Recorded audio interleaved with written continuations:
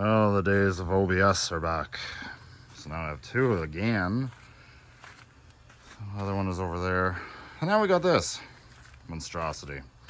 This is just a two-wheel drive. Just your typical work truck. And it wouldn't have cost very much back in '92. She needs body work. The frame is solid, but it needs body work. So a different dash layout, of course. Got pine cones on the dash. Just a stupid seat cover on here. It'll clean up after I take the power washer to all of this. And the box is literally, well, telltale evidence. We got a bad exhaust system on it. Looks like somebody tried to fix it at one point though. We got some kind of pipe over there.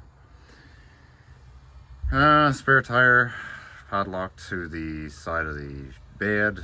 Probably have to cut that off or grind it off with the something. Anyway, I don't imagine that's going to stay on there. Or finding the key for that padlock. It'll probably be a situation at hand also.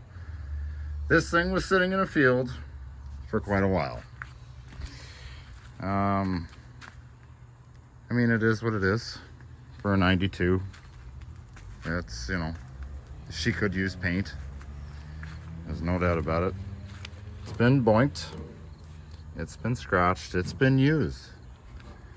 But you know what? We're not aiming for a show truck here. We just need something to haul firewood or garbage to the dump. So typical spots. The floors are actually in fact good, but the rockers are absolutely toast. Inners and outers and cab corners. So that'll be the first thing right off the bat to do is that. And probably replace these mirrors. I don't think I care for those. They're the same style bolt-ons as any of the other GMT 400 trucks. There's just bolts in behind here. They're actually fairly easy to swap out. And I might swap them out for something different. Just because. I would say that, you know, two-wheel drive, coil springs, as, you know, a typical rear-wheel drive car would be. I think we got some sag in the front end. She's not sitting very level. Not that it's a big deal right now at this point, but we got a whole bunch of other stuff we got to do to it. We got a hole here. We got to do some body work. Inners seem solid. I might try and just paint them. We'll see. But here's the real kicker. It's really kind of a shame. This is why I kind of wanted to, you know, indulge myself and try and see if I could do something with this. That's all that's on it. Now this is in kilometric kilometers, so I don't know, would that be 100,000 miles? 90,000 miles? Unfortunately, that's all there is to it. This truck was used by a logging company who used it primarily to haul parts, skidder parts, whatever, you know, trucking parts. You know, that's what its purpose was. The gentleman that owned the company passed away, had a health episode, and he's no longer with us. So the company went, you know, they sold it, and that was the end of it. So anyway, this truck sat in a field for a while. You know, I was up in the field, at a lad that I go to high school with, and I asked him, it's like, hey, what's with this half ton sitting here? He said, well, you know, I was gonna try and do something with it, and I know the lady that owned it, and I just chose not to do anything with it. You know, I kind of started a family, kind of had kids, and things happened. So, then he asked, would you be interested in it? I'm like, well, you know what? The price is right. I don't want to pay much for it because it's not really worth anything. So came up to a bargain, I guess you could say. $400 for this. That's all I paid. Plus $100 to tow it here, unfortunately. The brakes were soft. At the last second I chose not to drive it. Yeah. Because I figured, you know, let's not be stupid. So we're not sure the condition of the frame and all that. You know, there is a lot of scale from sitting. It is thick. But like I say, I need to get the box off to fix that cab corner, and then I'll know more. you know, trucks like this are pretty easy to restore if you were to, or, you know, clean up and what have you. So, anyways, we're gonna see what we can do with this. You know, like I say, kind of crunchy in there, right? The only kicker is that it hasn't been used as a plow truck, obviously, two-wheel drive. But I remember these 400s, they had a issue rotting away in the crumple zones.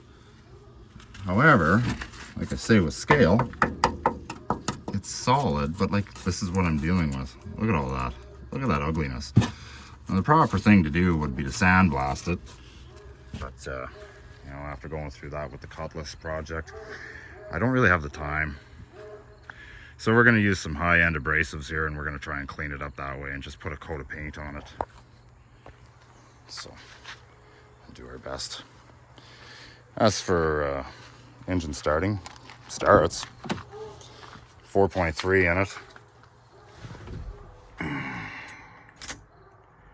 don't even know. Maybe the radio works in this. How do you even work this? Huh. Absolutely. 100% it works. 100%. Wow, that's amazing. Anyway. So the engine starts. Oil pressure's good. Seems to buck a little bit, but I mean, it is what it is. The headliner's toast.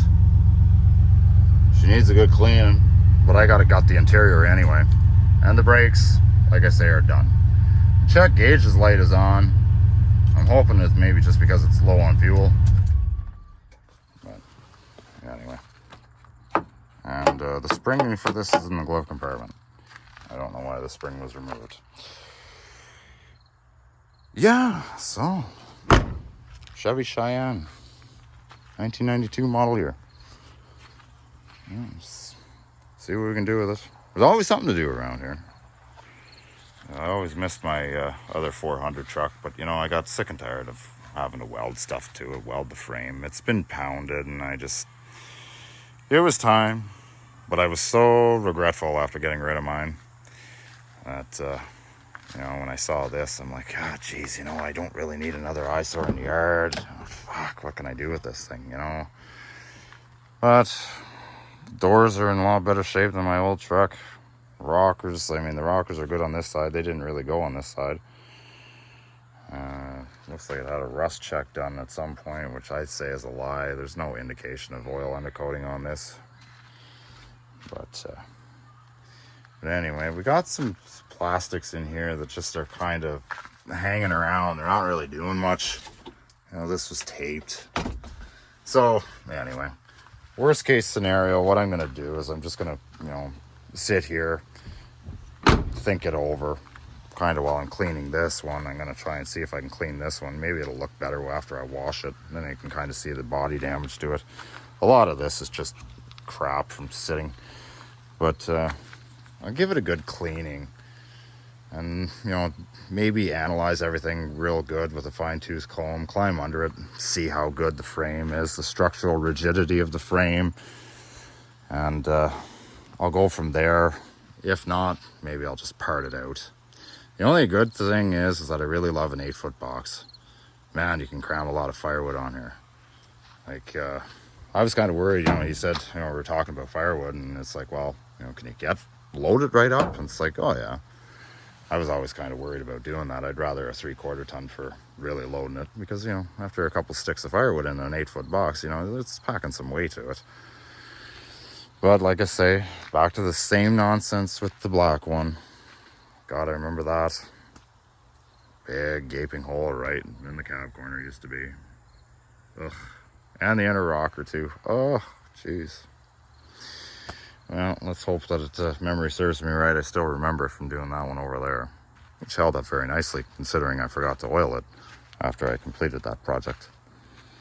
What I think I will do, though, is take the fenders off. The door for sure will come off, and the box. I didn't take the box off to do the black truck, so I'm going to do that with this one. But as you can tell, like, look at the body lines with that old factory pinstriping. Like it actually, there's no sag. Cab mounts are solid. It's just the rockers are rotten. You know, so I don't know. We'll see if I can do something with it, and if the frame is no good or whatever, or there's something drastically screwed with it. I'm out $400. Well, plus 100 for the tow, so 500. So what I could do, worst case scenario, I could probably sell the box for $400. You know, maybe the doors for another 50, 75 bucks a piece. The grill, header panel, or the rod support, the hood. Chrome bumper is in beautiful shape on the front. So who knows, maybe I can figure out something to do with it.